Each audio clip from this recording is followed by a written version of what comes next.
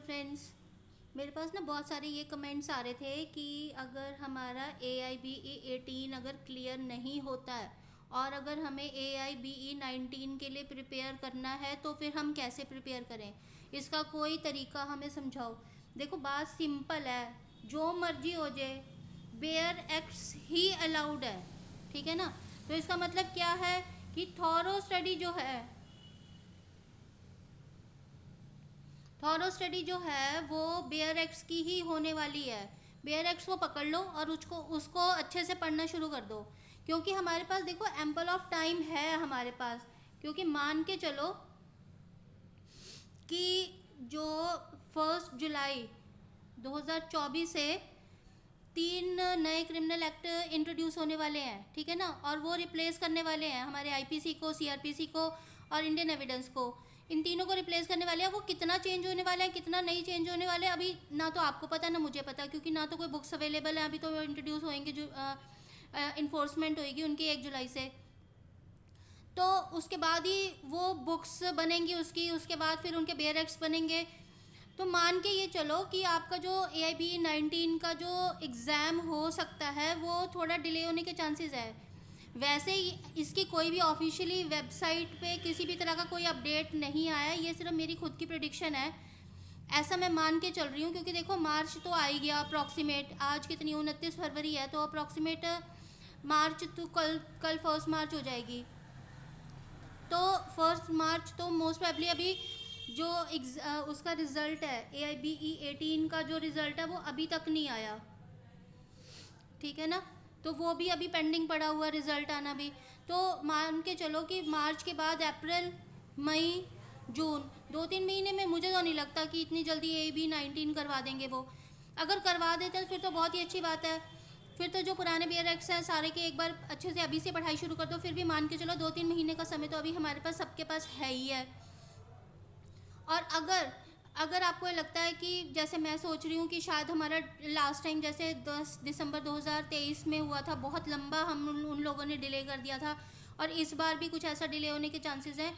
तो आप मान के चलो हमारे पास बहुत लंबा समय है कि हम AIBE 19 के लिए अपने आप को प्रिपेयर कर सकते हैं। तो सबसे अच्छा तरीका यही है कि अगर आप बुक सोच रहे हो कि भाई मैंने कोई बुक खरीदनी है, मैं इसका कोई बुक खरीदूँ, तो इसकी कोई बुक खरीदने की मेरे हिसाब से कोई ज़रूरत नहीं है। सिर्फ 2 ही चीज़ें हैं, एक तो बेयर एक्ट्स को पढ़ लो अच्छे से, उसका जो इंडेक्स है इंडेक्स को पढ़ लो एक तो, प्लस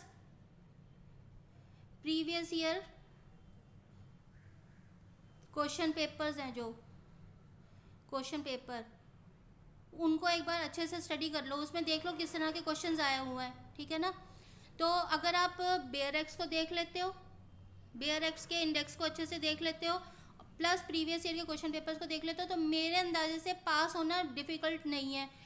45% वैसे चाहिए, 40% वैसे चाहिए। आपको पता है जनरल वालों के लिए 45% है, और SC ST के लिए 40% है।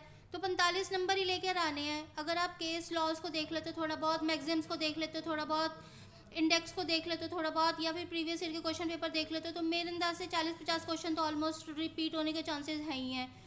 तो क्रैक करना कोई डिफ़िकल्ट पार्ट तो है नहीं है। तो अभी से शुरुआत कर दो, क्योंकि स्मार्ट स्टडी ही सबसे अच्छी रहती है। ये नहीं कि हमें बस बुक्स उठा लेनी है, बुक्स को पढ़ते रहना, बुक्स को मैं CRPC पूरा रट दूँ, मैं एविडेंस पूरा रट दूँ, या फिर इन्वायरमेंट को पूरा रट दूँ। ऐसा कुछ ज़रूरत नहीं है। सिर्फ बेयर एक्ट्स की नॉलेज को ही चेक करना इस पूरे एग्ज़ाम का मोटिव है। तो सिर्फ जो स्मार्ट स्टडी है वही करो। तो इसका स्मार्ट स्टडी जो मेरे हिसाब से बनेगी वो यही बनेगी कि बेयर एक्ट्स के इंडेक्स को अच्छे से कर लो, प्रीवियस ईयर के क्वेश्चन पेपर को अच्छे से कर लो, और बेयर एक्ट्स को अगर स्टडी कर सकते हो तो बेयर एक्ट्स को एक बार थॉरली स्टडी कर लो, उसको एक बार अपनी आंखों के अंदर से निकाल लो सारा का सारा बेयर एक्ट। सिर्फ एक यही स्ट्रेटजी है, ठीक है। बाकी मैं बड़ी जल्दी आपके लिए AIBE 19 के लिए जो प्रीवियस ईयर के क्वेश्चन पेपर है ना, उनको आपके लिए एक बना रही हूँ, PDF वगैरह बना रही हूँ, तो वो मैं बड़ी जल्दी शेयर करूँगी, वो मैं आपको पढ़ा दूँगी। तो वो भी आपके लिए बड़ा आसान हो जाएगा फिर पेपर क्रैक करना, ठीक है। किसी भी तरह का कोई कमेंट है तो मुझे बता देना।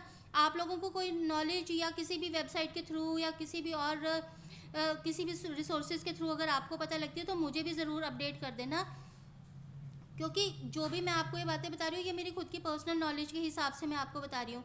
पर अगर आपको कुछ ऑफिशियली कुछ पता लगता है तो आप मुझे गाइड ज़रूर कर देना। Thank you.